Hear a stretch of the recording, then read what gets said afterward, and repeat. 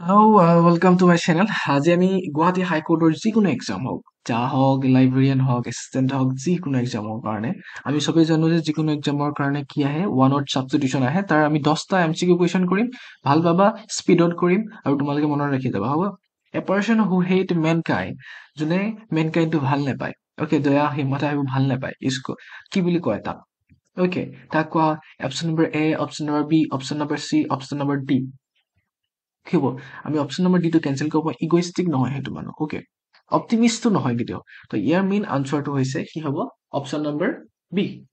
okay misanthrope যোনে misanthrope is someone who hate and distrust humankind মানে trust নকৰে humankind okay আৰু যিয়ে hate কৰে মনত থাকিব next what is the person who speak many language called okay যোনে বহুতো লেংগুৱেজ কয় সেইটো মানুহক কি বুলি কোৱা হয় অ'কে সেইটো মানুহক ইয়াত চোৱা পলি আছে এইটোতে গম পাই যাব লাগে পলি মানে বহুত হয় নে আৰু মনো মানে কি হয় এটা আৰু পলি মানে বহুত হয় সেইটো অ'কে তো মনোগ্লট হ'ব নোৱাৰে কাৰণ মনো মানে এটা okay polyglot is someone who speaks several languages okay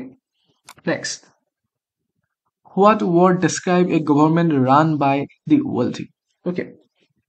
কোনটো ৱৰ্ডে ডেছক্ৰাইব কৰে গভৰ্ণমেণ্ট যে এখন গভৰ্ণমেণ্ট কি হয় বহুত ৱেল্থ হৈ আছে অ'কে বহুত ধনী সেনেকুৱা টাইপৰ বুজায় অ'কে তো কি হয় আনচাৰটো কি হয় option number A option number B option number C okay কি হয় option number A option number B option number C কি হয় yes option number C yes plutocracy okay is a society ruled or controlled by wealthy okay next who draw the maps okay the person who draw the maps তাক কি বুলি কোৱা হয় okay যোনে maps তৈয়াৰ কৰে maps বনায় draw কৰে okay তাক কি বুলি কোৱা হয় এজনক কি কোৱা হয় geographer নহয় তাক কোৱা হয় cartographer অৰ্থাৎ কিবা cartographer a person who create maps যোনে maps বনায় বুজিলা then a person who can endure pain and hardship without showing যোনে মানে তাৰ নিজৰ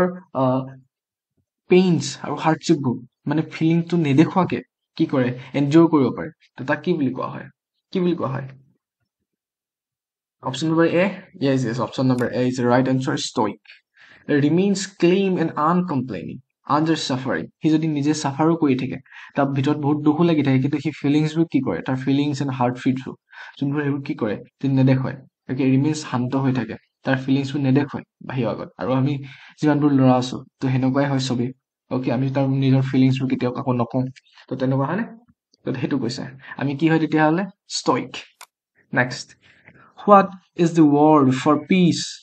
what is the word for place where animals are slaughtered মানে কি জানেনে এনিমেলছবোৰক মানে কি হয় আমি মাংসৰ কাৰণে যোনডোখৰ জেগাত মাৰো সেইডোখৰ জেগাডোখৰ নাম কি কৈছে আচ্ছা কুৱেশ্যনখিনি অকণ টান হয় আৰু কি হয় গুৱাহাটী হাইকোৰ্টত বহুত টান টান কুৱেশ্যন আহে ইংৰাজী একেবাৰে উজু কেতিয়াও নাহে তো এইটো এডিআৰ যদি কোনোবাই চাইছে তেওঁলোকে ভালেই হৈছে চাওক কিন্তু বাট এডিআৰ কাৰণে এইটো নহয় কাৰণ এইটো টান টান হয় ইমান টান টান এডিআৰ নাহে তো অকণমান উজু উজু আহে অ'কে মানে ইমানো উজু নাহে এডিআৰটো বাট অকণমান উজু আহে অ'কে তো ইয়াৰ মেইন আনচাৰটো হৈছে কি হয় ডেইৰী নহয় জানো ইয়াৰ হৈছে এবাটাৰ অ'কে এবাটাৰ এটা কি হয় শ্লোগাৰ হাউচ হয় এটা ঘৰ হয় য'ত আমি এনিমেলখিনি মানে যিকোনো ব্ৰইলাৰ চইলাৰ মাৰো বা যিকোনো মাংস মাৰো আৰু তাত আমি কি কাৰণে মাংসৰ কাৰণে মৰা হয় তাৰ এইটো ভাল নহয় দেই এনিমেল মৰাটো okay next a person who eat too much is called what okay a person who eat too much মানে যিটো পাৰ্চন বহুত খায় তাক কি বুলি কোৱা হয় অ'কে সেইটোতো ময়ে হয় গ্লুটান এ পাৰ্চন হু ইট এক্সেছিভলি মানে এক্সেছিভলি যোনে খায় তাক কোৱা হয় অ'কে নেক্সট অকণমান বেকগ্ৰাউণ্ড নইজ আহি আছে তো বেয়া নাপাবা okay what word would you use for a person who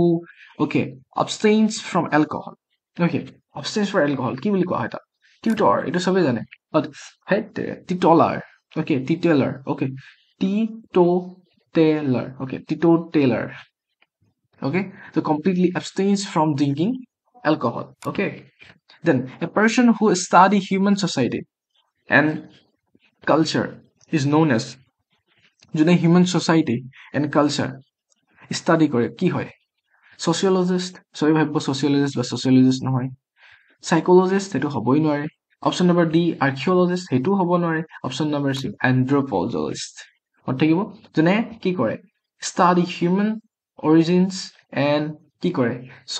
societies and cultures মনত থাকিব next question এতিয়া last questionটো হৈছে the term describe a speech made without preparation